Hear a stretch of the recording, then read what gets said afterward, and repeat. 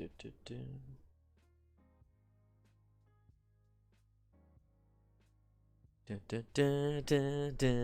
is up, everybody? We're gonna be doing another live stream. Gonna hang out a little bit, let people come on in.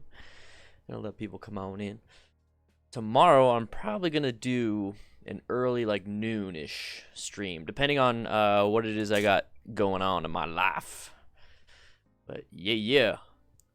Hey, babe, how you doing? What's up, Zcare? Dude, it's hot today. What's up, new rider? Howdly doodly. Dude, I love the video, man. Sucks that you dropped the FXDR. Dude, that's happened to me. It sucks. You guys like my new chair? GTR Racing. Yeah, boy. Also, if you guys notice, something kind of cool today that I was able to do. I talked to YouTube. I did all my things, but look at this. I got a check mark near my name. I am now 100% YouTube verified. I have a check mark next to my name. I am verified as the owner, verified as the person. So if anybody over there is saying, hey, my name is really Dan the Fireman, I'm the real Dan the Fireman, well, too bad. I got the freaking check mark, boys. So I'm super happy about that. What's up, Tommy? How you doing? Thanks, baby. I love the chair. Cranky from Montreal's got it for me. I put it together today. It's actually very comfy. I have it super vertical. See how vertical it is? It's just like super comfy. But I can also lay all the way back. Whoa! What the heck? That is freaking comfy. That is crazy. Wank. Come on back. No, Chazz, I asked for it. I talked to YouTube. I was like, man, I got almost 102,000 subscribers. Where's the play button? I'd love to do a really cool unboxing and show my supporters that, hey, we got the play button. We're moving on up. And they're like, oh, well, it's been 3 weeks. Give it a little bit. They're probably doing their thing. But what else did they say? They said something. Oh, then I asked, what about the YouTube verification? That'd be kind of cool because you have to have 100,000 subscribers to get YouTube verification. And they're like, cool, yeah, we got you. They looked at my videos. They're like, okay, cool, you're within community guidelines and everything. You can have it. So you. Moving on up. You avoided the rain yesterday. Nice, Tommy. Speaking of which, I don't want to throw out too much information out there, but could you message me? There's something that there's just something floating in my head. I would love to be able to work with you on something. I think I heard right when we met. I just want to double check, and I don't want to say anything out because I understand privacy and all that stuff. So yeah, if you can, just message me, boy. Yo, what's up? How much have I missed so far tonight? Nothing, Kris. We just started, man. Just started. Love this, dude. I bought this. So Cole's on. I bought this at Indian Motorcycle Tucson, and this is what they wear at work. This is the exact shirt they wear at work, and they're running out. Like there's no more of these, so I went and bought one. There's new ones out. That are different color, but I wanted the one that like they actually wear to work. Like this is what they wear to work at the Indian Motorcycle Tucson. I want to get my name on here. Thanks, Hale. Yeah, I got this. This was a gift from one of you guys. Now I'm like super duper comfy in my office. This is a gift from one of you guys, so thank you so much. If you'd like to send anything over, once again, I'm still trying to get some stuff on that wall back there. We got some plans. Everything takes time. We're getting there. Oh yeah, it's so comfy. I got a little headrest. I got a lumbar support. Yeah. Moving on up. The monsoon's coming in bits and pieces rather than all at once. Yeah, it's a little weird. There's like this hurricane thing going on, blah, blah, blah. It's kind of weird, man. Just waiting for everybody else to pop on in. Guys, if you are joining the stream, and before you leave the stream, please, if you're on your phone, minimize chat and hit that like button. It really does help out. We're going to be moving on pretty quick. Also, some good news for you guys. The DDFM crew patch. For those of you that have pre-ordered, thank you so much. Thank you, Robert. Thank you so much for the the support and the sponsorship, basically, and Rosemary for helping out also. But we got the DDFM patches. They should be arriving tomorrow. Send an email. Awesome, dude. Thank you so much. Yeah, I see it. Perfect. Thank you. I got your email now. Perfect. Yeah. I'll be messaging you probably after the stream. Something to do with motorcycle safety. I would love to work with you on something. If I heard right. I think I heard right. If you beautiful beard loving bike riding, super awesome, bro. I love it. What's up, Guillermo? How you doing? Yeah, so yeah, the patches are coming in tomorrow. Sorry, I think I got distracted. The patches are coming in tomorrow. So there's only 20 left. There's roughly 20 left. Every time we get somebody to pre-order, I kind of take one for myself. So I actually have like 30 patches to myself for me to give out and everything. Because obviously I'm not going to have 30 patches all over my jacket, all over my stuff. But guys, DDFM Crew patches are available still on the DDFMcrew.com website. I will be having them in tomorrow, and I'm going to spend this whole week and this weekend sending them out. Okay? They're coming to me. So that way I can personalize.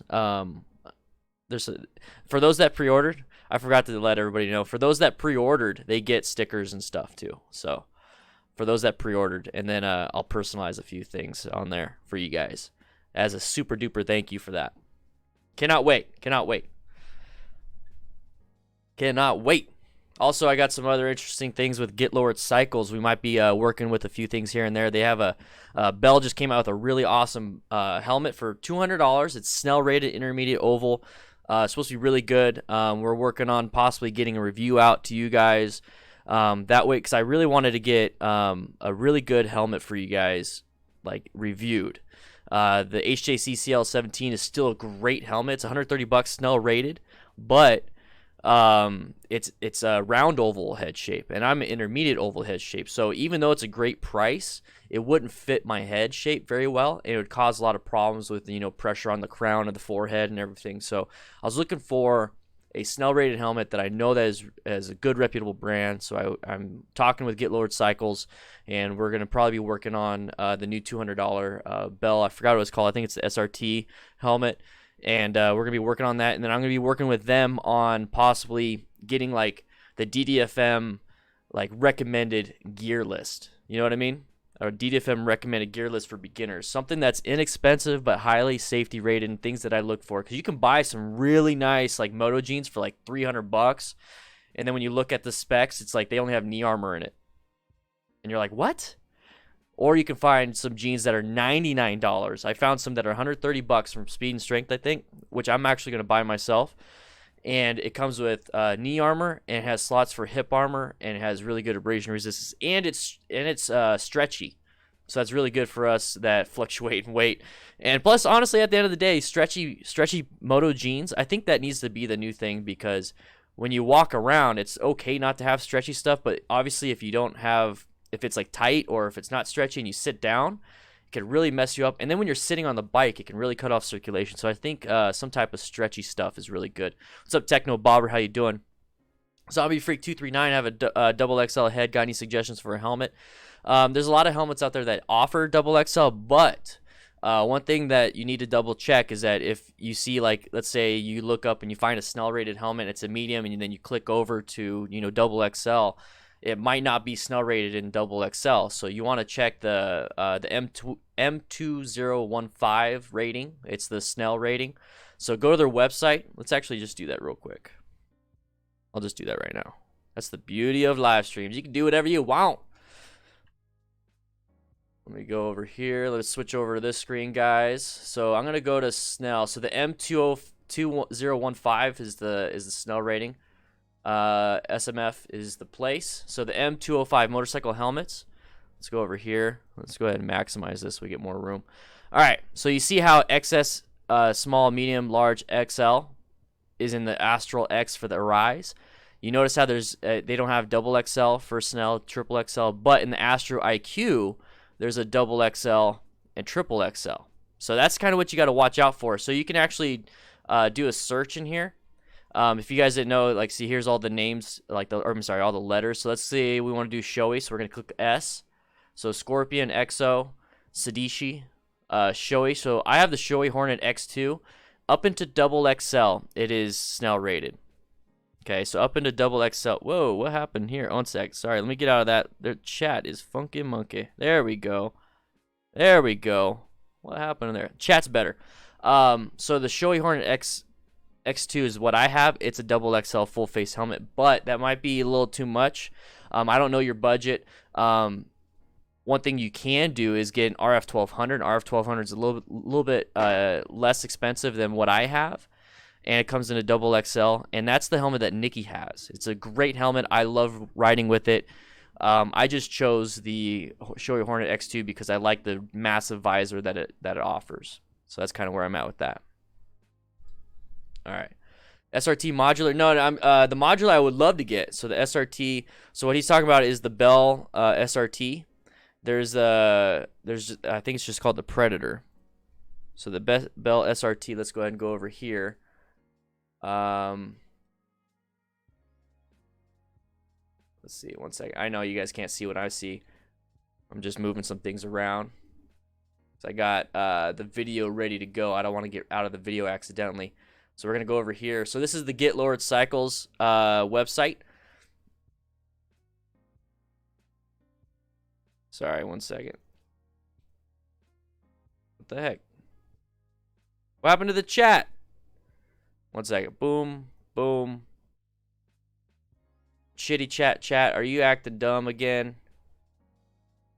Oh my gosh. 1 second, guys. I think I know what the problem was. You're again. There you go. You're gonna hear a little bit of that noise. I want you guys to have a good chat. We ain't gonna do this again. Once again, there's been some issues. Scott De Leon. So this chat is not the way it's supposed to be.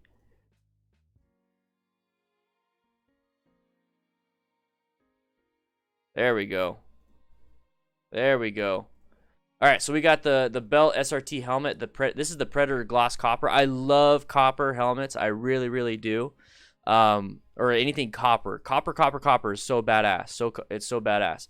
I chose. Let's go back. I asked, hey, could I get? I think it was this one.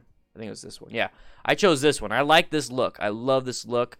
I'm a small, but obviously there's different size heads.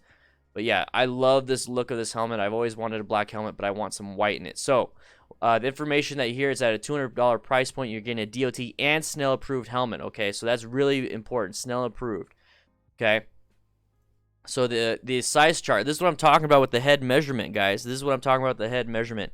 Is that you're gonna need to find the one that's fitting you. So intermediate oval. So similar to the shape of an egg, the front and back measurement length of your head is slightly longer than your ear to ear, the width. So you can actually check right here. So the sizing chart. This is what I love about Get Lowered Cycles. They have this on here. They have a sizing chart. It's super simple. You don't have to click crazy things. It's literally right here. So the description, sizing chart, boom, intermediate oval. So I actually have, let's go ahead and let me sign in a different window because I don't know if I don't think I want you guys to have my sign information. I do have a wish list. I do have a beginner gear list. So let's go back to here. So what I have here is I have some jeans. I got some Overlord pants. I got the I got the Vestige. Never mind, I got this one. Anyways, it's the Bell SRT helmet. I got all this right here. So this is like a full-on summer 3-season riding. It's not a winter riding, so I'm working on my own stuff, and I'm going to talk with them, see if I can get some stuff going on to maybe we can get a DDFM starter pack. If you guys want that information, you want to see all that stuff, let me know. I'll be posting it in the Discord and every so often. We're working on this, so we got this going on right here. MIPS is really cool. So Tom, glad you brought that up. So Tom mentions the MIPS. So what that is a suspension system basically inside your head. It's basically yeah. So think about like construction helmets. You know how they have that little suspension system they have going on in the inside the helmet. That's kind of what MIPS is. That's the best way I can describe it. It helps with the rotational forces and everything. What do I recommend for riding boots? I recommend anything that's going to be, it's going to go over the calf.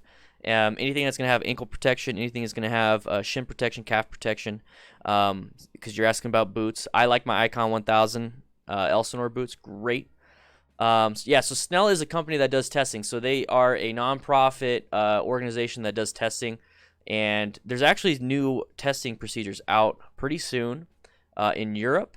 And I'm really looking forward to hearing about that. It's going to be a legit. I think MotoGP is the one that's actually testing everything. So it's really cool. It's really cool. The Moto Jitsu 60 helmet. He went to 6D. He went to 6D. 6D is a company. They're a lot like MIPS. Let's see. I don't know too much about them. He knows more because he was actually there. So we're going to go back to this real quick. So the technology behind it. So the rotational forces, isolation damper, omnidirectional suspension. So yeah, so it's a lot like MIPS, but it's throughout the whole helmet, which is actually really good because the angular accelerations. So a lot of times when you have the impact, you hit the ground, but remember, it kind of grabs the asphalt. Your helmet grabs the asphalt, so it starts to rotate. So that's where you start getting angular accelerations. So this is actually really good stuff. I would have to look at this stuff some more. It's new tech. A lot of times when you start seeing like low threshold energy or like anything like that, it's a lot of it's marketing. So I really want to look into the technology. So yeah, this is a lot like MIPS. So this right here, this is like a MIPS system right here. So let's say, so they talk about MIPS. Simplistic shear plane mated to the helmet's inner liner. So they're saying is that their stuff is basically better, which I mean, it could be, definitely could be. It's really awesome stuff, really cool stuff. All right, guys, you guys ready? You guys ready to start? You guys ready to start this? We had a little fun times. We're doing some things. Oh snap! Did we get more orders? Did we get the DDFM crew patch orders? Did we just get some? We got a DDFM crew patch right here. We got a DDFM crew patch. Oh snap! We just sold 2 or pre-ordered 2. So technically, it's still a pre-order until they come into tomorrow. If you order today, right? Like today, before tomorrow, you're gonna get the pre-order bonus of me giving you some stickers with it. I'm gonna include 1 sticker in there, and I'm also gonna include a personal note saying thank you. Okay, 1 sticker and a personal note saying thank you.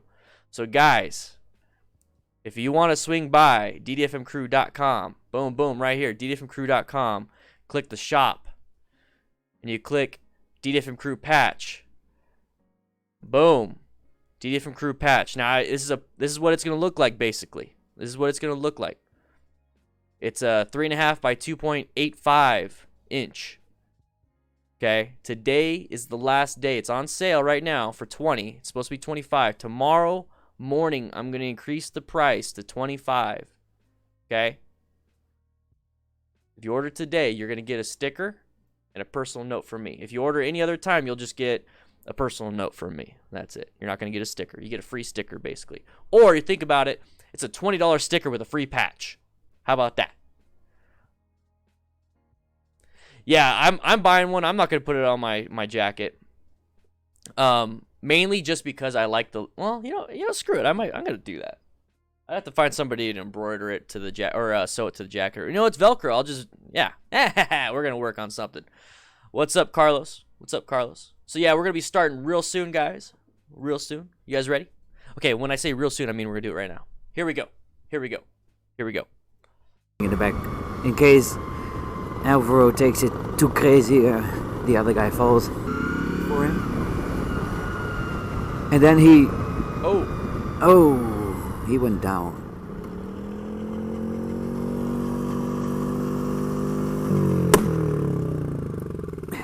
Alles okay?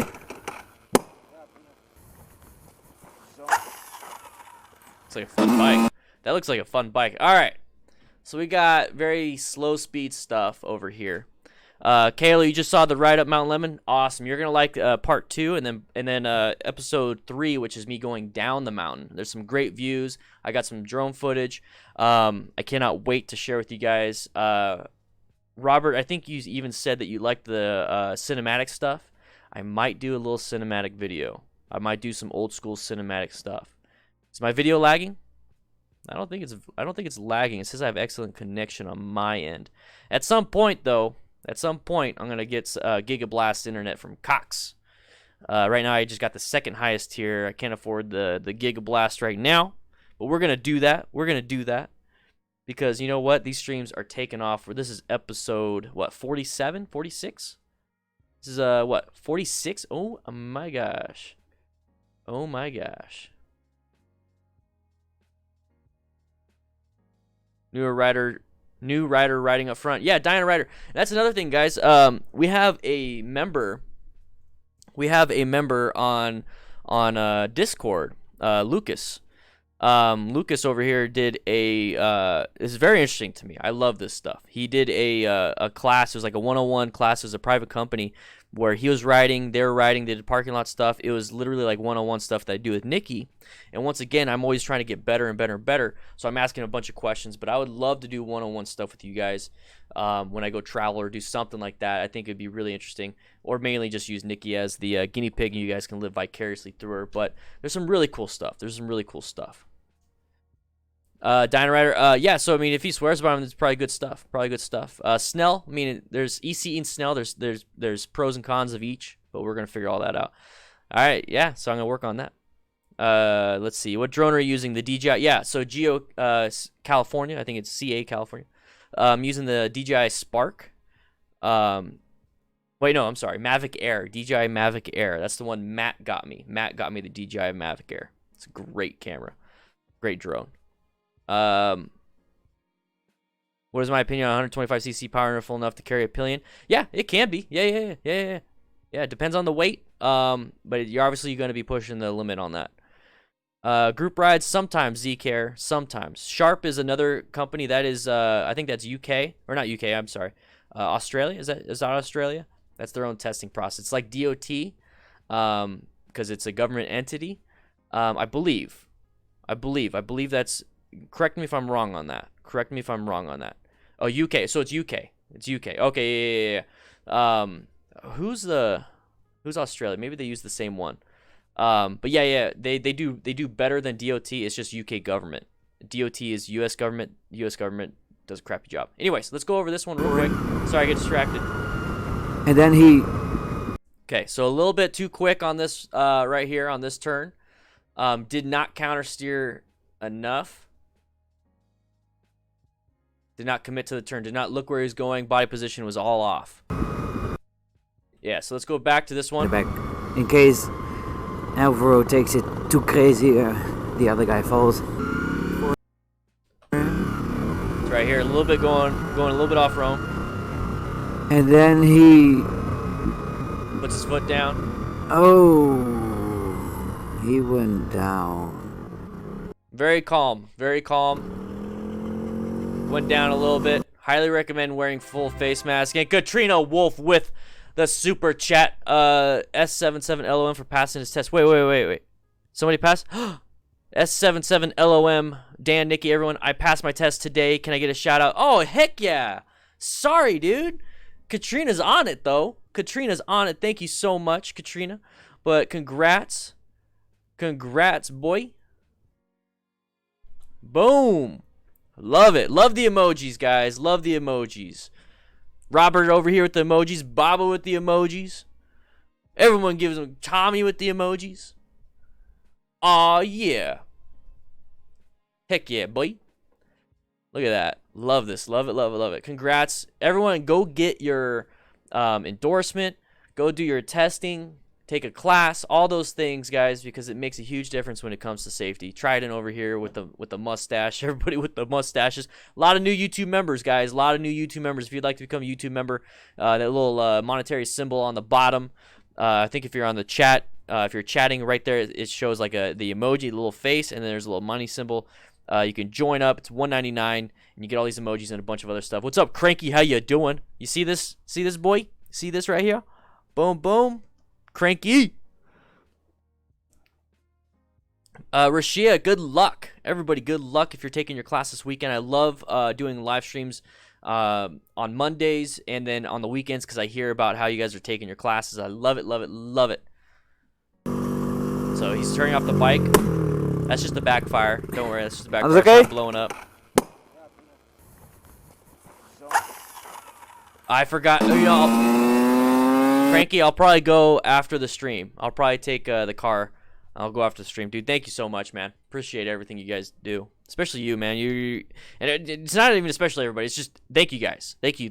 I'm so blessed to receive. I mean, it's basically gifts. You guys are gifting me. It's beautiful. I love it. I just want to give back as much as I possibly can. You know what I mean? I'd recommend going through back roads before highways. Yes. I agree with that. Oh, sorry. We got a question. I'm 255 pounds. That would be a good amount of CCs I would look for because I would like to have a bike that's able to do highway speeds and not grow out of the bike too fast. Kawasaki Vulcan S 650. It's a good bike. I don't think you're too big for that, and you could definitely do highway speeds. There's also Kawasaki Vulcans that are like 800 plus. You can definitely check those out. Low to the ground. For a new rider, it's going to be pretty good, and you're not going to grow out of it. At the end of the day, the only reason why you want to grow out of it is because you have the money to grow out of it. If you don't have the money to grow out of it, you're going to still enjoy it all the same. Everyone's going to get bored of their first bike. Everybody is going to get bored of their first bike. The best way to reinvigorate you with the love of your bike is to take it out for a nice seafood dinner.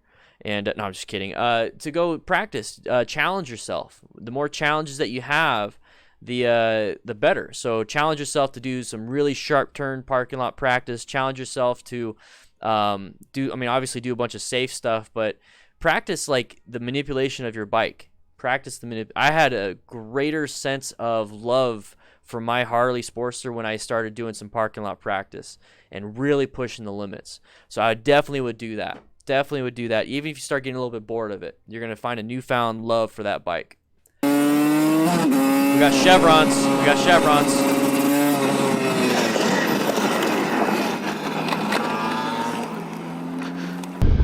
All right, so this situation. Now remember, all the videos that I do, I want you guys to have an understanding of the videos that I do. The reason why I talk like this and I talk about these accidents and my ride along, especially my ride along with Dan the Fireman videos, and even the motorcycle, pretty much every single video I do.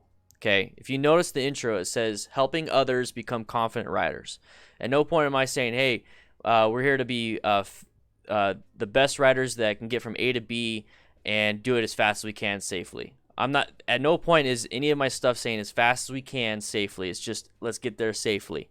Okay, so when I talk about these types of people, this is why I don't spend a lot of time on track days and track videos that we see people crashing. Every time I see a track video, I say, good job. You're doing it at the track. This is the best place to learn. He low-sided. End of story. That's it. I don't even talk about, lost of traction here, lost of traction there. I talk about roads like this. Okay? Robert, you love your Chieftain? Heck yeah, boy. Oh, we got the chevrons up in here. So right here, I talk about getting from point A to point B without crashing. That's it. Is there many different ways of skinning a cat? Yes, there is. My way is doing the speed limit and watching for hazards that kill people. Okay, once again, what are the main things that kill motorcycle riders on the road? What is the two big things that kill motorcycle riders on the road? Do we get a photo with YouTube sub? The joining. No, that's $5 or more on the Patreons. That's the DDFM crew member Patreons. But the $5 crew on YouTube, you get videos early. So that's something only $20 gets. Speed and loss of control, Cranky, yeah. So what do you guys think? So speed is definitely a big factor. That's something that leads up to a lot of these things. Maybe I should rephrase it. Where are the two places that motorcyclists die? Where are the two places motorcyclists die the most? And that is intersections and curves, okay? So my goal is to not make people, or not to let people die. I don't want people to die. I want them to see what they're doing. And then with the skills involved, you could do anything and everything if you just even take a beginner class. Okay, BRC2, maybe an advanced class that will help you out a little bit more. But the main thing is speed. Yeah, I see that, speed and loss of control. So speed and loss of control, that is something that could be taught in the BRC1. That is something that could be taught on YouTube.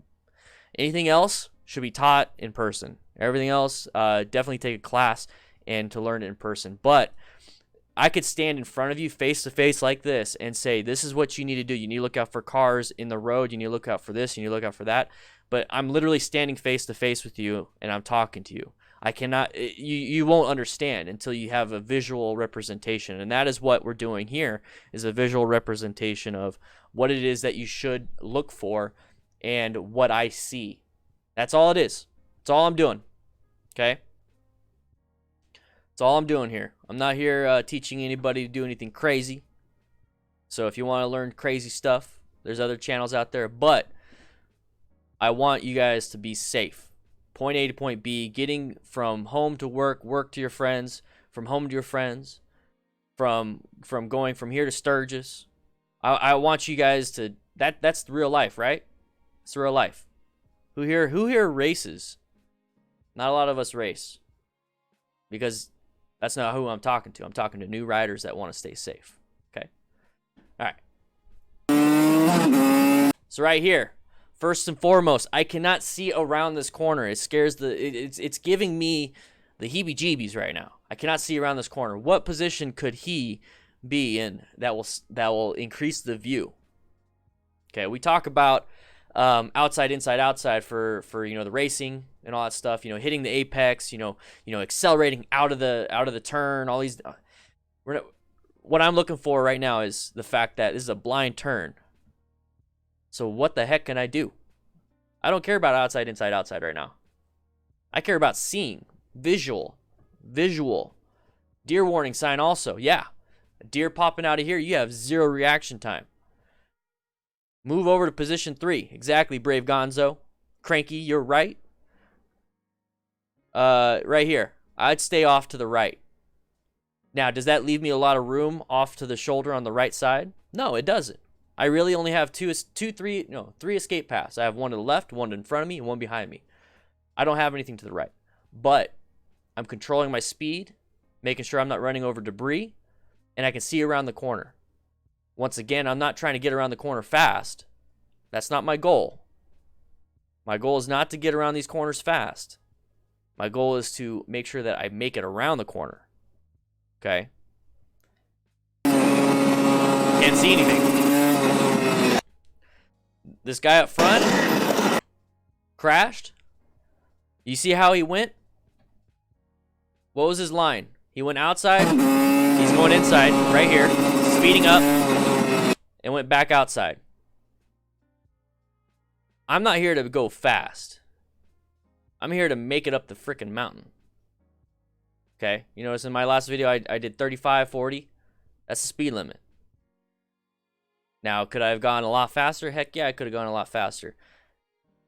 But that's not what I'm doing here. So outside, inside, outside on this situation, for me personally, is not what I want to do. I still don't see what caused this crash. So he went fast. He went really fast. Look at this. We're going to watch it real quick in full speed. So they're racing. This is public roads. He's going fast right here. He went faster. And he went too fast. He went towards the outside. He wasn't set up for the second line. He went too fast, went to the outside. And then right at the end. So he right here. Okay, so right here, he's got a good line, right? If he just continued to do this. But the whole concept of outside, inside, outside, as gospel, I think it's really damaging a lot of people. Okay, there's a lot of tools in the toolbox, and only sticking to outside, inside, outside is the typical thing I hear is not the best thing to do. So he went a little too wide on the outside. So he started going too fast on this turn. Right here, he started accelerating, which causes you to go straight. He lost focus, exactly, cranky. Target fixation, possibly. But right here, he applied the brakes. He was going off-road. He was going straight off-road, applied the brakes, dumped it. He's in the middle of a turn. Handlebars are not straight. applied front brake, and dumped it. If you notice, he took out the sign. He went straight for the sign. There's no sign right there, right? It's because he ran it over. There's the chevron. He was going straight for the sign.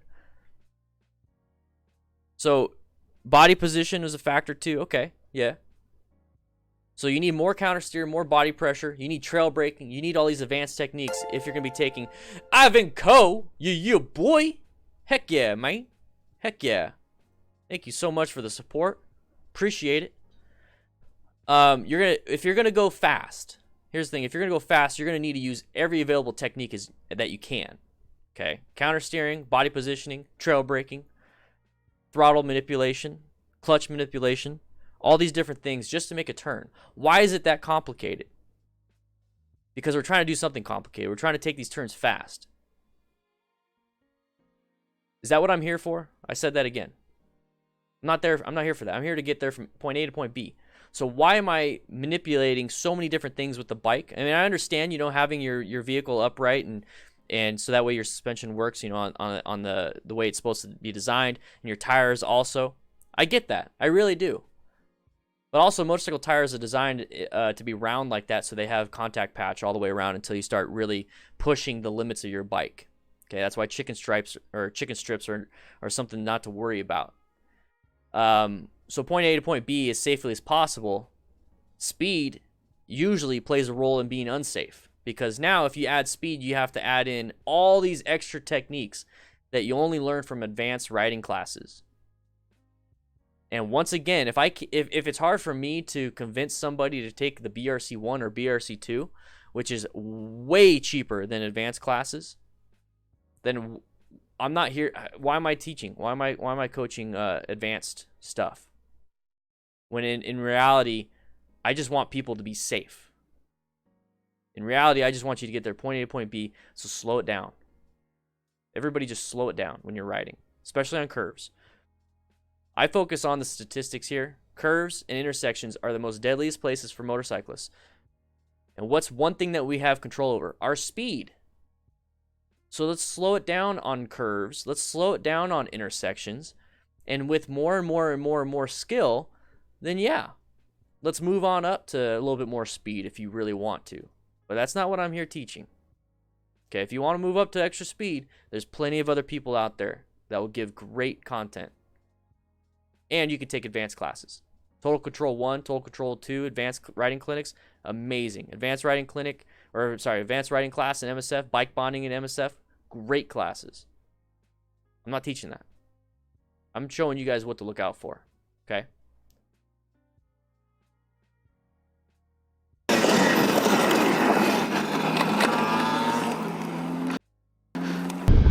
Okay. Just to go back, if you notice on my Mount Lemon video,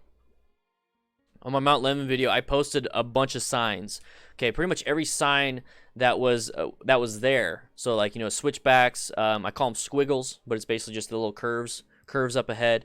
Sharp left turn, chevrons, right-handed turn, and then right here we got a car slippery sloppity. I call it the slippery sloppity. Car tires, loss of traction. We have loss of traction right here. This is a freaking sign that says that cars with 4 wheels are gonna have a possible loss of traction. You see the sign? We have a chevron up ahead. So why are we on 2 wheels doing crazy shit? Why? We have signs here. These are recommendations. Yeah, you don't have to follow the recommendation, but these are warning signs. That's why it's in a triangular fashion with red. Yeah, Tommy, I thought they were meant for burnouts too, but I learned. Yeah. And then it looks like there's like snowflakes right here, so possible snow on the road. These are all indications of maybe you shouldn't go crazy. These aren't the recommendation, oh, this is going to be fun. Yeah, it can be. It's a fun joke to play around with that. But is it a fun joke to lose traction on this road and to crash into a chevron? Once again, right here, we got another squiggles and burnouts, tire burnout sign. These are all indications. These are all indications. Oh, you call your bike Hermes? The god of the messenger god? Nice. I love mythology. Sorry, I got on a little soapbox there. Let's watch the rest. All right, we got traffic merging. There's no. What are you doing?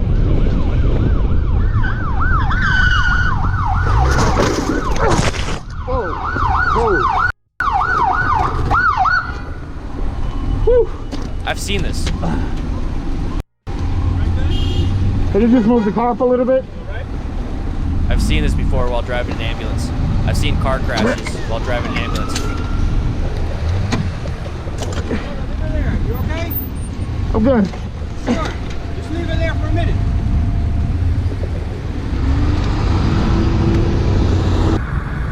So, this is a good example of why you shouldn't be an impatient driver and why you should be a courteous driver.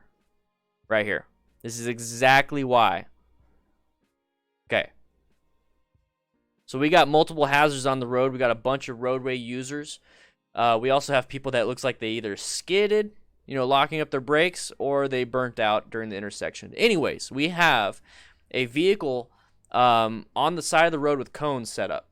Okay, so this vehicle is a stranded vehicle. All right. So we got a white car wanting to merge. They are using their brakes and their indication. So right here, as a motorcycle rider, you should be in a position to see around this vehicle in front. He's not in a position to see around this vehicle in front, but he has enough line of sight to see the vehicle that is stuck or is stopped on the road with the cones. Okay, that driver did what they're supposed to do. They have cones, they're being safe, all these things. But this motorcyclist should see that and understand that this car is not going to be able to keep going straight. At some point, this car is going to have to merge into his lane, and as a motorcyclist, you gave this massive gap for for that motorist to get into there. Now, as a courteous driver, as a defensive rider, you need to just let them in. The simple fact that he wasn't being courteous and he decided to gun it put him in an even worse situation for a hazard that he could not see, which was the ambulance pretty much pushing everybody off to the side, and he had zero room. Does that make sense? It's right here. This motorist wants to get in. You gave them plenty of room. There's plenty of room for this. Why do this?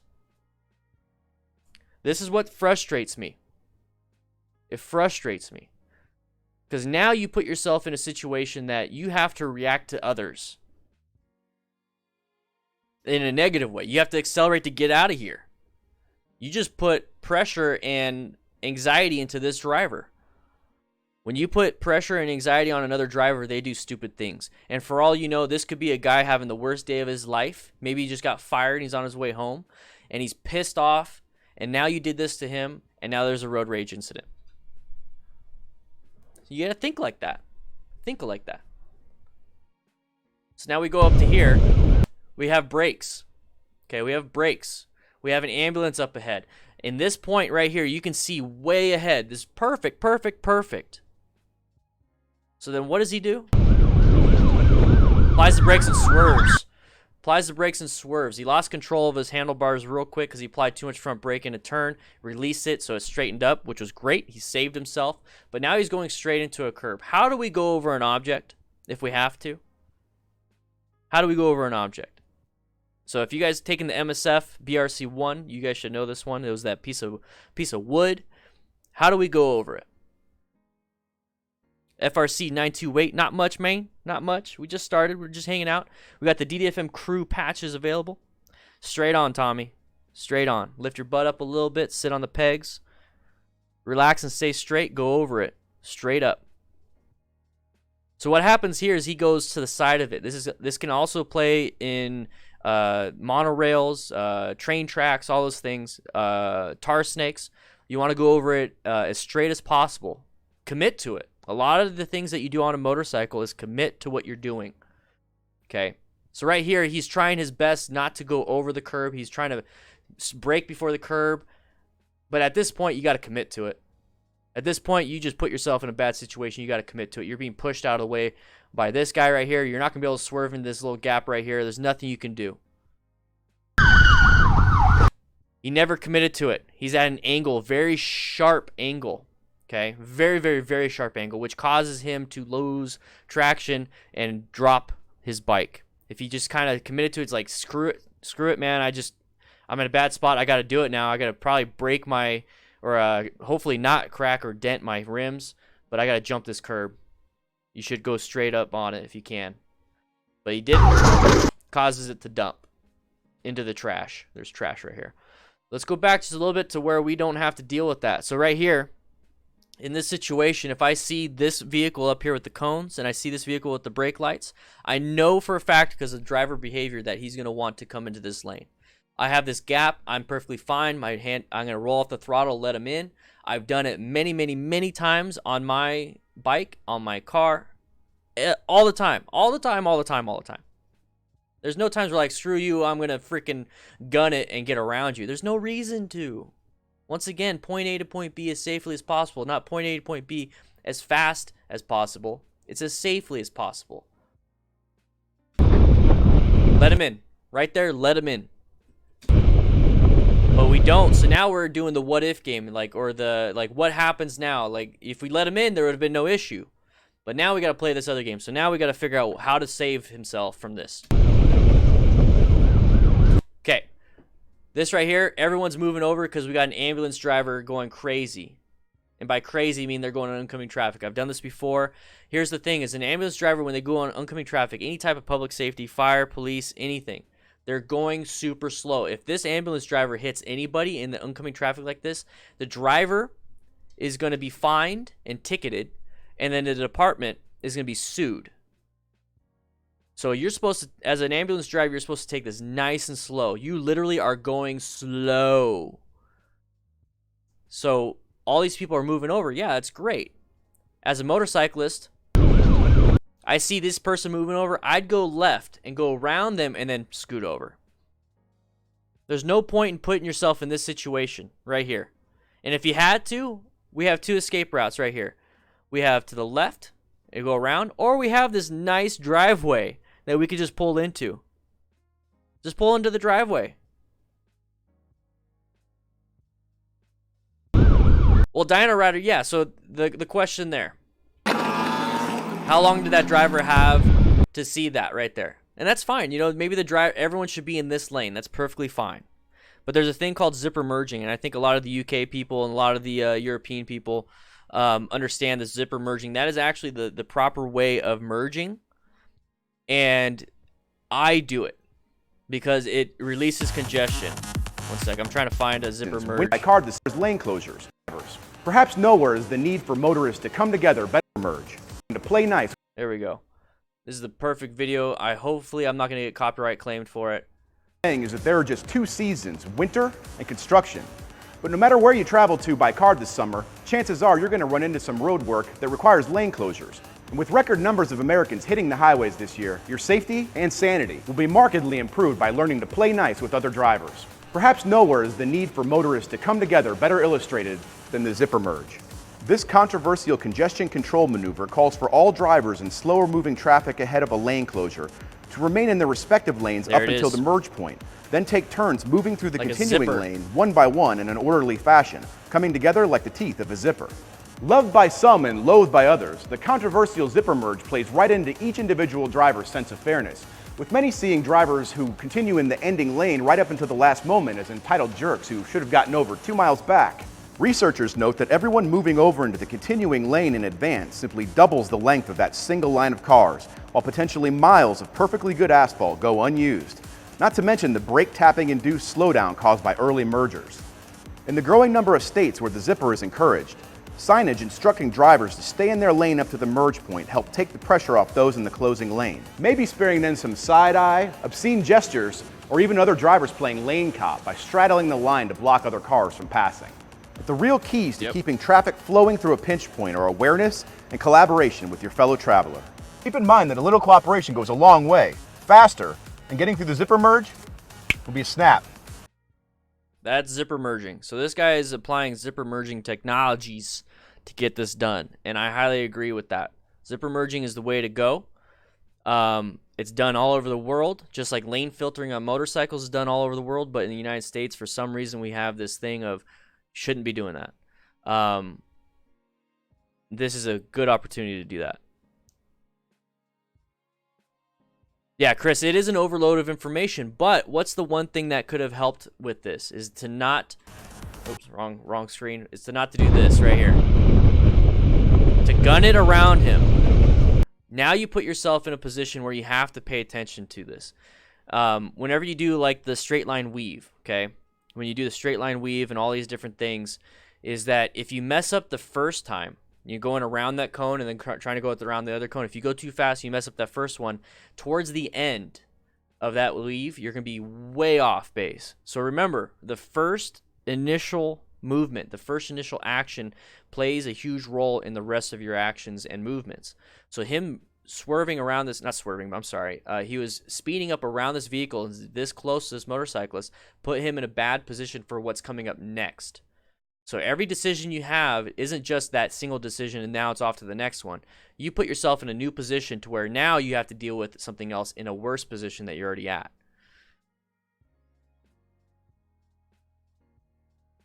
I had seen the other car without a blinker. Yeah, I have no idea. No idea. But that was a good Dinah, I'm not messing I'm not messing with you or anything like that. It was a great starting point for me to explain zipper merging. So guys, those types of comments are great, okay?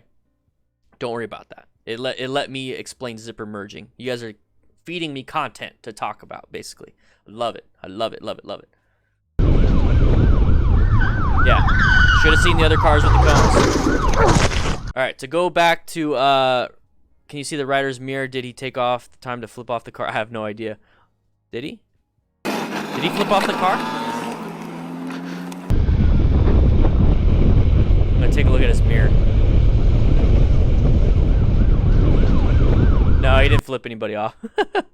Let's see. I saw something about driving over the curb. A bike will go over a surprising amount of stuff you get up. Yeah, Tommy, exactly what he said. What did I miss about the curb thing?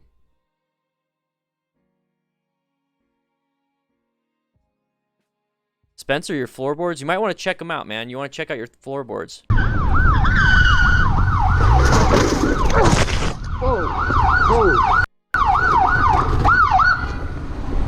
Whew. Yeah. So the ambulance. Could you just move the car up a little bit?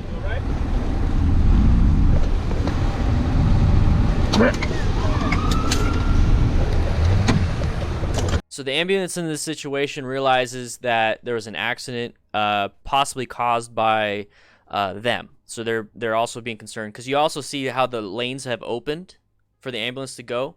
The ambulance decided to stop because they have to check. They literally have to check. There is a duty to act in an injury like this, but there's also a duty to the original call. So there's been a few times where I've been in the ambulance driving, and I try my absolute best to be courteous, but there's some people that don't know how to react with an ambulance, and they did a fender bender, or I'm driving code 3, or just driving normal.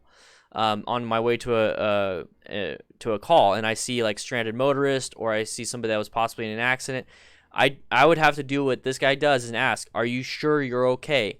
And what I would do is I'd get on the radio and I would call it in saying there's an accident here, non-injury accident, we need traffic control. That's all that I would have to do as an ambulance driver in that situation, but that's what they're doing here. I'm good. Sure. Just leave it there for a minute. So they're probably going to be calling it in, and if he's absolutely okay, they can leave because there's no duty to act in that situation, because they do have an original duty to act or whatever it is to the initial call. Okay, so they're probably calling in for traffic control and police just in case. Yeah. Could you explain a little more about committing to driving over the curb? So committing to the curb. So right here, got to make that split second decision to commit to the curb right there. You see how he applied the brakes and he's about to like lose control over there? Committing to the curb, because right now if we go straight into the curb, it's almost like a 30-degree angle Okay, about a 30-degree angle. At minimum, you want to try to do at least 45. So I mean, you got 90, which is just a 90. A 45 is that. So right now he's going into like that. Okay, so 90 degrees. There we go. 45. So you want to go over it as best you can there. So when I say commit to it, that means you just made the decision to go into the grass and go over the curb. Your decision is to not go over the curb and then look and see if you can make it back on the road. Okay, you're right now you're not committed to the road. Right now you're committed to going over the curb. And it looks like it's a small enough curb at this point you could definitely go over it. So if you go and commit to it, so I would go a little bit left as best I can, and then I'd turn last second to go over that curb. I would turn last second to go over the curb so my handlebars are as close to 45 degrees to that. I'm sorry, not my handlebars. My front tire is at least 45 degrees to the curb. And I'd lift up my butt just a little bit, and I'd blip the throttle so it raises the front end just a little bit. And hopefully I go over it without dropping the bike, and then once I'm on the grass, apply the brakes. And if I drop the bike on the grass, it's the grass. I have a video on the DDFM Crew manual. It's on ddfmcrew.com, and it talks about going over. So this is the website. So this is parking lot drills. Wait, I'm sorry. Did I have road riding techniques? There you go. Crossing an obstacle. What's up, my broskies? We're going to be going over how to ride over an obstacle. I got my obstacle right here. So right there, we're going to be going over an obstacle. So this is very important in a situation where you cannot avoid the obstacle. We don't even spend that much time on this during the class. You'll see me lift my butt up. At an angle, 90 degrees, lift your butt up. So when I say 90 degrees, right here, see how the tire and the board isn't exactly 90 degrees because I've already ridden over it a few times and it moved. So this is close to about 50 to 60 degrees. Okay. What the heck? That's it. So you'll see me lift my butt up. So I'm going to slow it down. You'll see me lift my butt up for a split second, and then I'm going to show another view. An angle, 90 degrees. Guys. Lift your butt up. That's it. Okay. So then we go over a little bit more. Let me fast forward that. There we go. Perpendicular. So you can't see it because it's kind of cut off on the screen for you guys, but perpendicular lines, parallel lines, and then crossing the crossing lines, intersecting lines right here up top. Okay, so that's huge. You don't want to go over it at a shallow angle. Now the goal is to not hit the obstacle in the first place. So once again, it's better to swerve. So here's the different point of view. So let's say I'm about to hit the obstacle. Swerve. And be like, oh crap, it's better to swerve out of the way. Okay, so it's always better to practice that. Raise that butt up on those mid controls, rear controls. Forward controls could be a little bit harder, but raise that butt up. That's it. That's all it takes. So let's go slow down. Mid controls, rear controls, forward controls could be a little bit harder, but raise that butt up. That's it. That's all you have to do. Because if you don't, that that back end's gonna hit that obstacle, and it's gonna whip you up like a horse, and it could buck you off. So you really gotta watch. In slow-mo. So lifting my butt up again. That's it.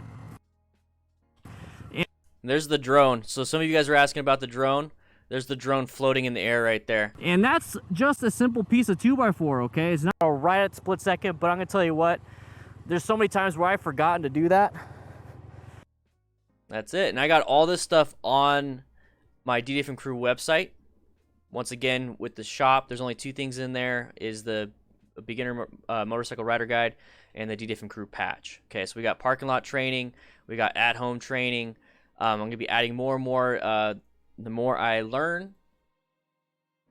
So once again, ddfmcrew.com is the place to go.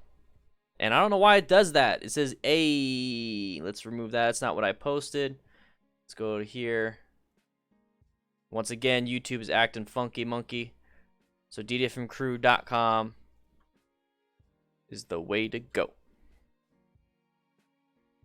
You had to do a 4x4? 4x4, man, that's tough. Whoa. Whew. Can you just move the car up a little bit?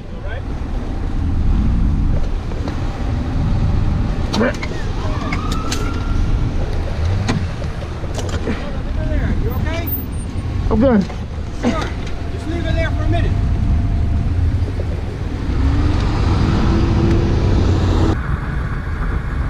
No gloves. Relatively low speed. This is kilometers per hour. I think that's like what, 30? Close to 30? 25, 30? Lots of intersections, lots of traffic. Dump the bike. Ay, yeah, yeah, yeah, yeah, yeah, yeah, yeah, yeah, boy.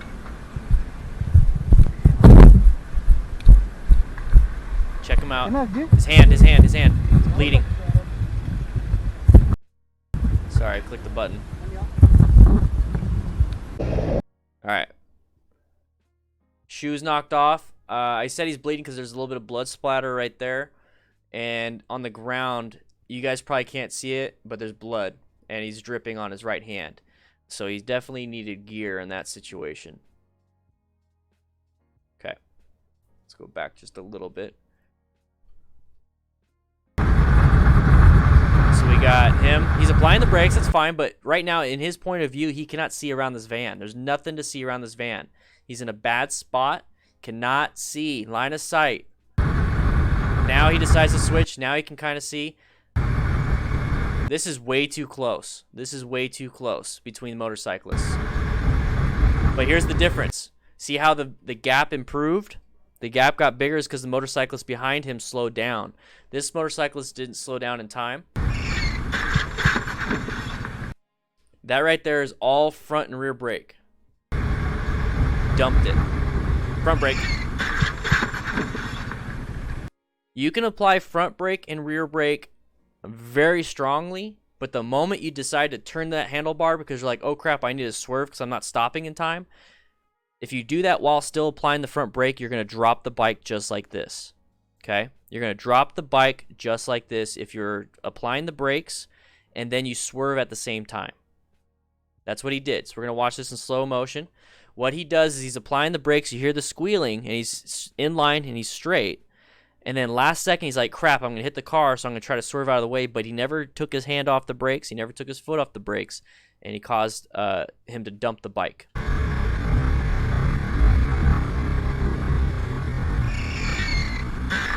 It happens really quick. See how the rider on the left of the car was able to stop? Let's see. So this guy saw him. He got hit.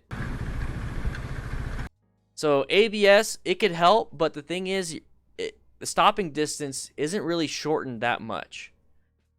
Okay, now if you're skidding and you're sliding across the ground, yeah, it's going to increase the stopping distance and possibly fall like this. ABS will make it to where there's not really a skid, but your stopping distance is still really long. And the fact that he was going this fast into an intersection when there's obvious people turning, because this guy right here, the car that was turning left, watch, right there, this car right here, this guy hasn't stopped or slowed down. He was trying to slow down for these people. He's not looking for anything. There's people in the intersection. There's no reason to be going that fast. You should be rolling off the throttle and being prepared for this. And that's the biggest problem here. ABS won't save you in that situation. You'll still dump it. You'll still dump it.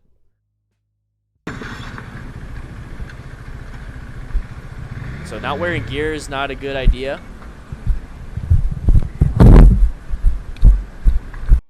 So he's just wiping off blood right there. So he's got blood. That's blood right there. Blood on his shoe. Quite easily have road rash elsewhere, especially in his leg. Oh, okay. Lane filtering. Okay. See, look how much room you really need. You don't need a lot. Oh no! Gravity attack.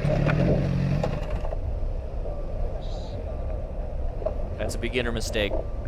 And it's a mistake of fatigue. So who knows? Maybe you had a long day.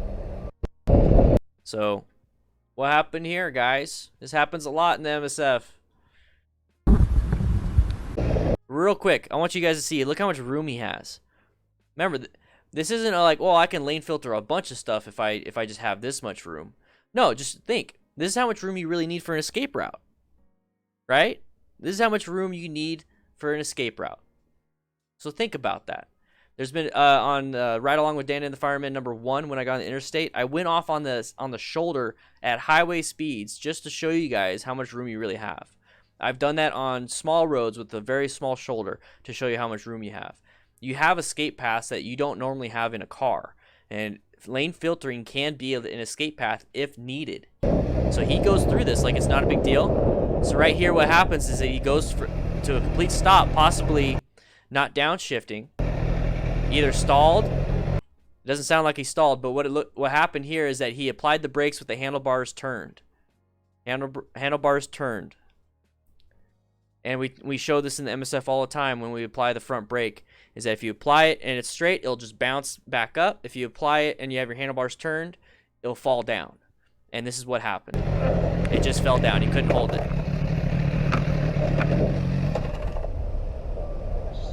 Exactly, Chris. You had a fatigue, a rider fatigue. It happens. I will neither confirm nor deny that I've done that as well. Also, Katrina and Kris. A lot of people.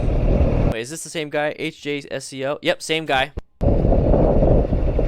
So it's a one-way street. We got pedestrians. Is he gonna do it again? This is where slow speed. He did it again. Okay.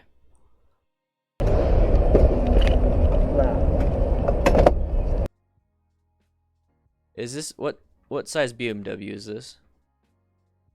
Is this 1000 RR?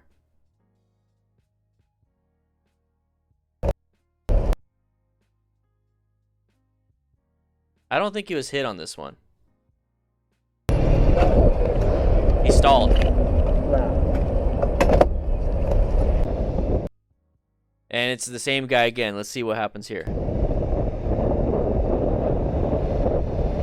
Ooh, high-speed lane filtering. Ooh.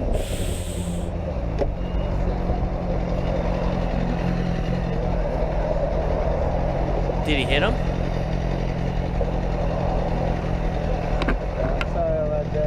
Get up. No. Up. No. Wow, this guy should not be doing what he's doing. Did he just commit a hit and run? Holy shit, this. Did he just commit a hit and one?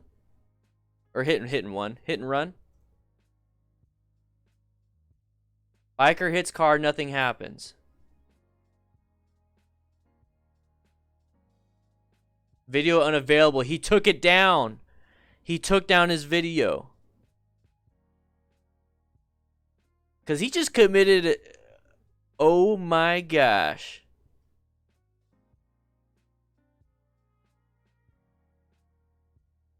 Hey, Matt, how you doing? What's the next one? I drop the bike. Is this all in the same video? So this one and this one. Video unavailable. Did he delete his channel? I think he deleted his channel. Let's dang it, I pushed the wrong button. I think no, we already saw that. Did he delete his channel?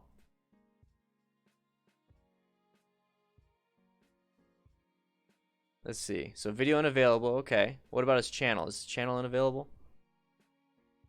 Oh, I think he straight up deleted his channel. All right. So this is another reason why I tell people to not we're gonna watch these all straight. To not put a camera and try to motovlog when you first start riding.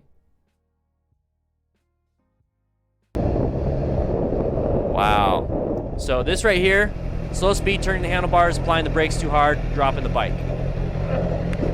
That's right.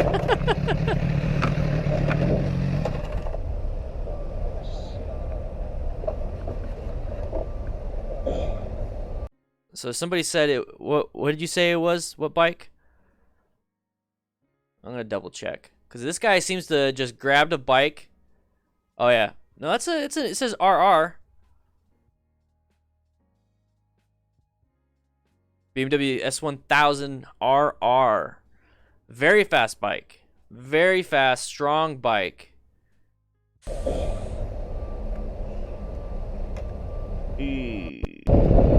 Once again, now it's a left-handed turn. This is where having some skill plays a huge role. The bike is not going to do the job for you.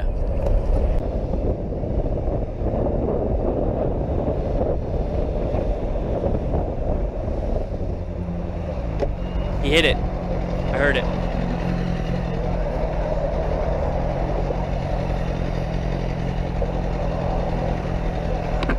Sorry about that, man. Get up. No. Up. No.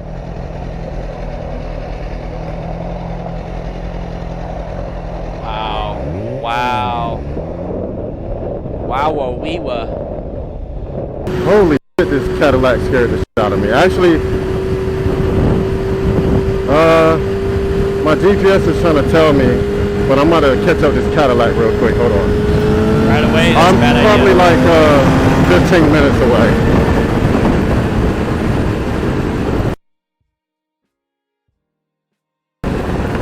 Oh!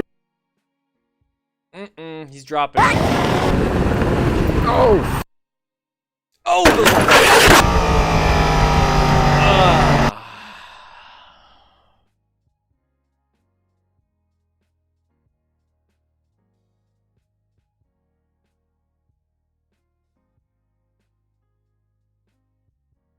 Wow.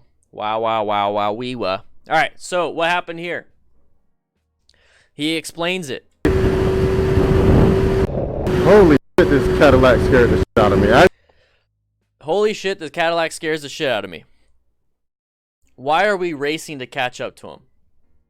Is it for the views? This is the one thing that I never really did this when it came to motovlogging. I never went and sought craziness for the views, because once that video is done, it's done. I'm here to create a community and all that stuff. So I've seen some crazy shit when I'm riding. I really have. But I'm not out searching for it, because when you go out searching for it, things happen. You're not in control now. You're a witness to some crazy things. Okay, so right here, he wants to check them out. Actually, my GPS is trying to tell me, but I'm gonna catch up this Cadillac real quick. Hold on. I'm probably like 15 minutes away. Okay, right here. The first problem was that he decided to rush it and gun it to get to somebody. I don't know why. Stranger, not a big deal. Whatever. But for those guys out there that are young bucks that don't have no families and wifeys and girlfriends and stuff, so if you're doing this to catch up to some chick that looks cute, and then you do this, it's not gonna help. There's no reason to do that. Okay, don't be doing dumb stuff like this. Yes. So what he was saying is the reflectors threw his balance way off. Yes. These are little itty bitty obstacles. Think of them as little rocks in the road. You're in the middle of a turn right here. So you should not be on these indications, these blinker. Can't even think right now. The reflectors. I'm sorry. The reflectors. You don't want to be riding over those. You're in the middle of a turn. You're going to lose traction. This guy's also applying the brakes, so now you have no escape path. So now you're applying too much brake. You're applying way too much this, and this because you decided to be an idiot. Oh! So he panicked and squeezed the front brake, which is going to cause him to either drop the bike or just not make the turn. Because once you apply braking, deceleration, you don't have enough for turning, and you don't have enough for acceleration. So you have a big issue here, because right now he needs to commit to the turn. He needs to actually go through this right here. This is his only escape path. He's super close to these cars. It's not a good thing. And these cones, these massive cones, they're heavy. They hurt. Oh! Bob's barricades got him. So he hits this first one, I think. Oh, no, he hits this one. But you see this right here, how these vehicles are going too fast also? This right here, this vehicle went too fast, went a little bit wide. but they're able to keep it up because they're on 4 freaking wheels.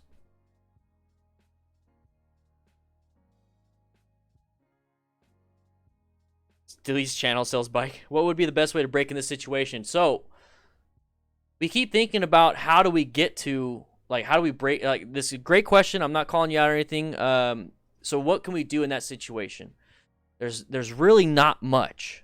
You put yourself in a very bad situation. The deck is stacked against you in this situation.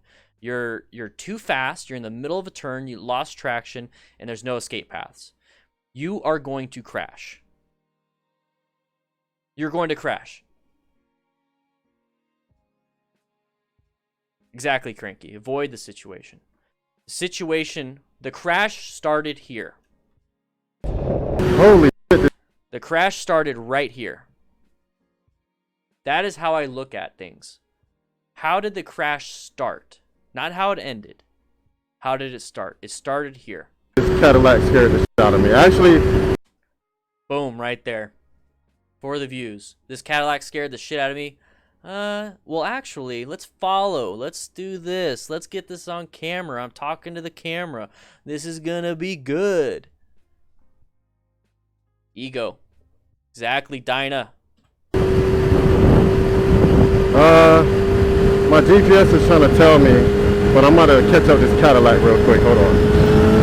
I'm probably like 15 minutes away.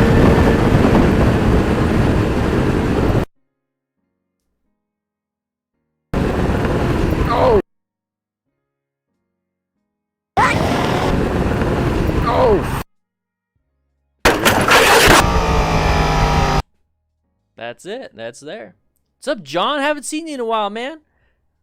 It's been crazy. How crazy, man? How crazy? Thank you for chiming in and commenting and engaging with the audience. Appreciate it, man. My instructor asked why I'm at school 1 to 2 hours before class. Told him this way I can chill on the road, not rush if there's something new. Damn, you're very early. I'm like 15 to 20 minutes early wherever I go, and some people say that's way too early, but damn. Yeah, so GPS is probably telling them where to go.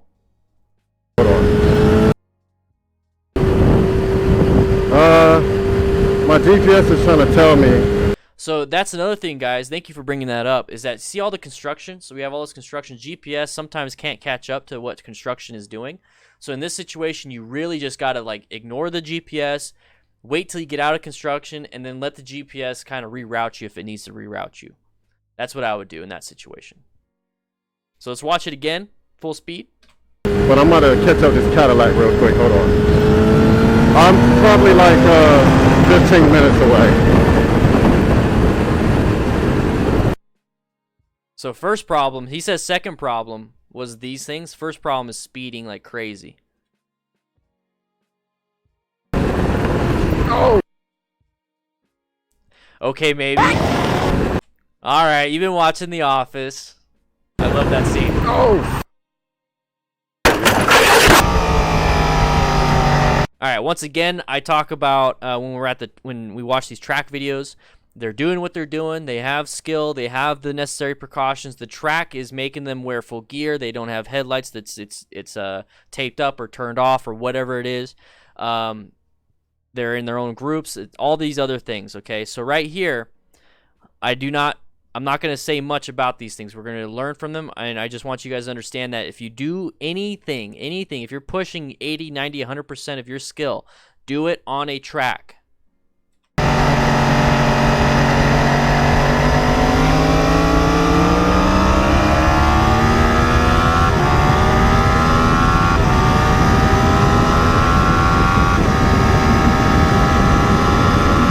Kilometers an hour, 230 kilometers an hour. Oh!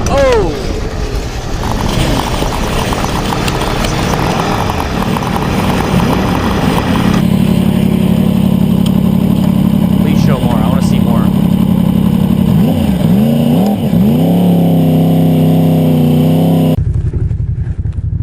No, I wanted to see the aftermath.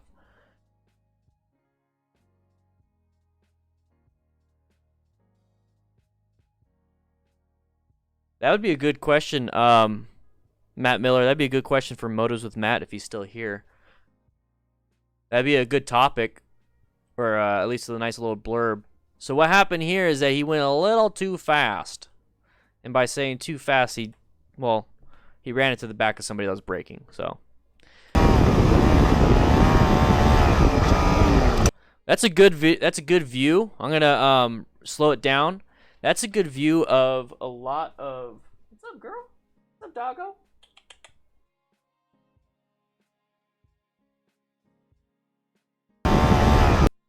Let's go back. So we're gonna watch it in slow-mo.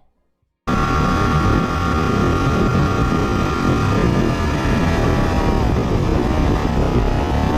watch the rear tire slide. So the rear tire slides and the front tire locks up and he goes over the front end.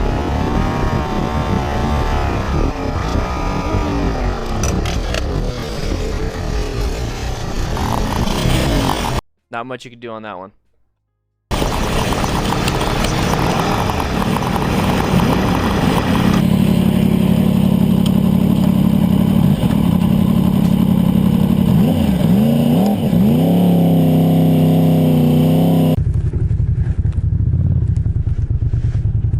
Watch out.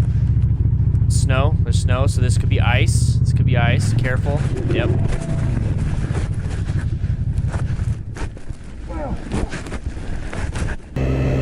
Alright. So this is a lot like gravel. So gravel, ice, snow, water, all these different things. I'm back, and when you gonna ride? Dax, I don't know. I'd love to ride the Rebel 500 up Mount Lemmon again. It'd be fun. Last time I did, though, I got in trouble.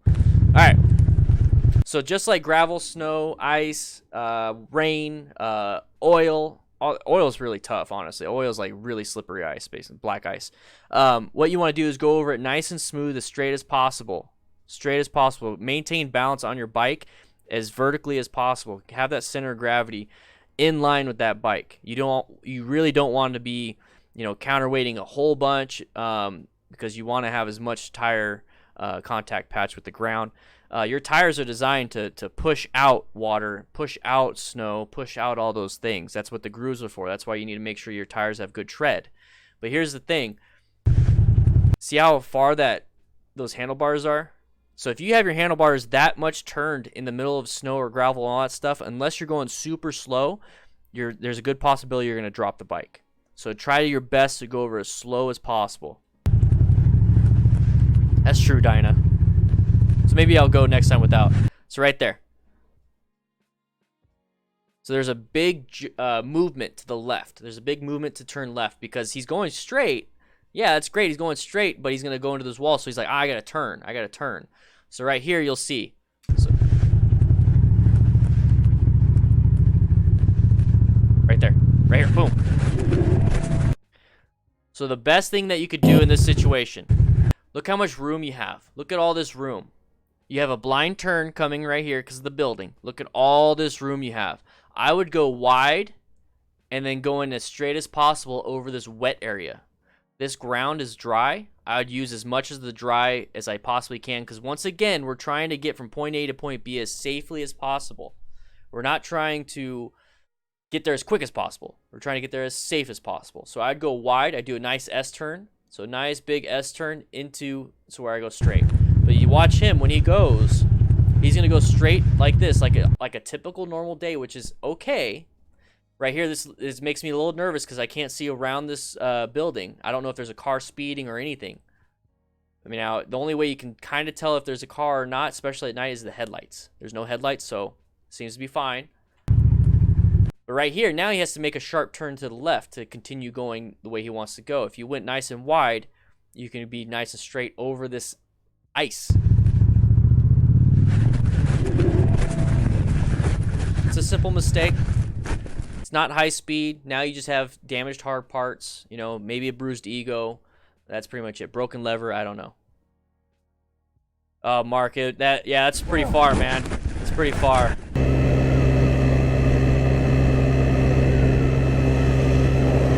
Oh, same thing.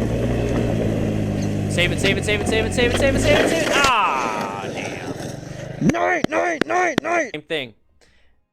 I don't know what his I think his intention was to go over here. Let's watch that again. Can we get an ego emoji? Which one's that? Oh, oh, just straight up ego. I can make one. I like that idea. I like that idea. Ego. I'm gonna write that down. I can make that one if they don't have one. So right here, I think his intention was to go off. Okay, maybe not, because he was going way too fast. Okay, so I think he accidentally went off the road, and this is really bumpy. It is.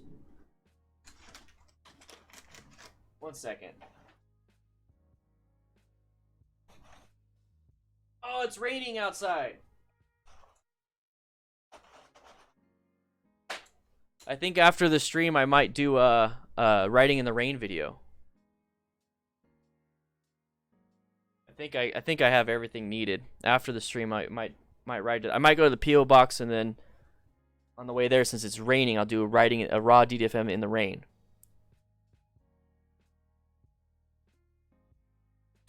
Should I do that? Katrina, should I do that? Yeah, it's raining right now. I don't know for how long. We'll do it. We'll do a little bit more. We got 30 minutes left of the stream. May or may not cut it early so I can do a riding in the rain video.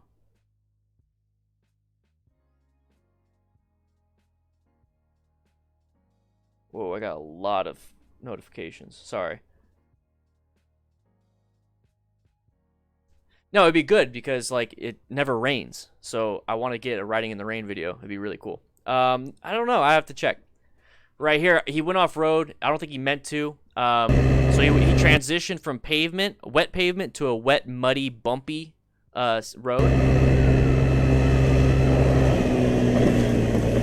So ride it out as best as you can. This is where learning how to ride off road in a dirt bike setting is really important.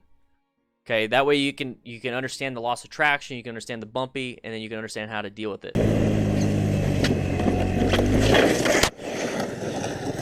Night.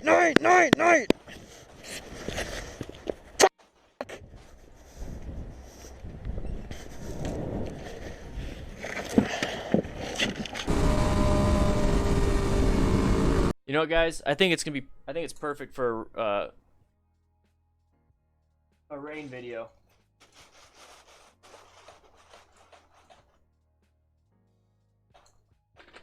I think it's perfect for a rain video. I'm probably going to be ending the stream just so I can go out ride and get you guys a better. I mean, live streams are great. It's what I love to do. I love doing it, but at the end of the day, there's only so much rain available. So this is live, man. This is live. Got to do it. So I'm gonna do a quick ride in the rain.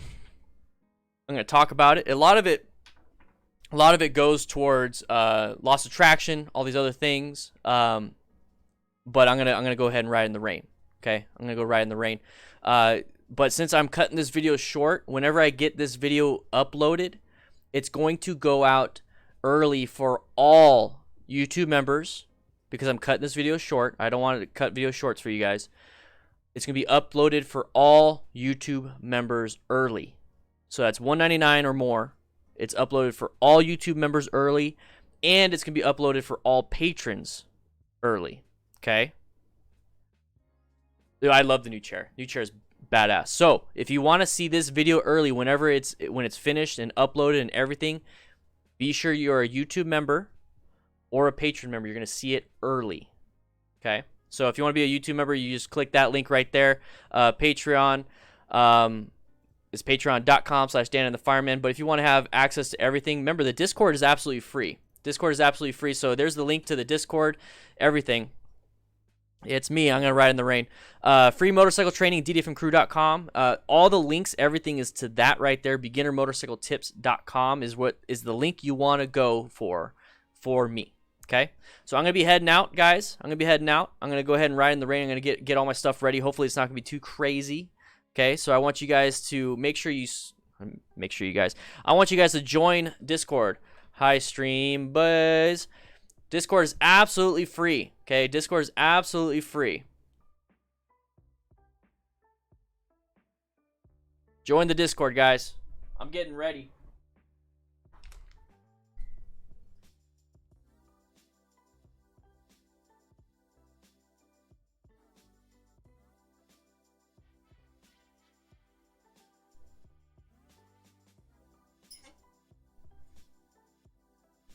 all my stuff ready.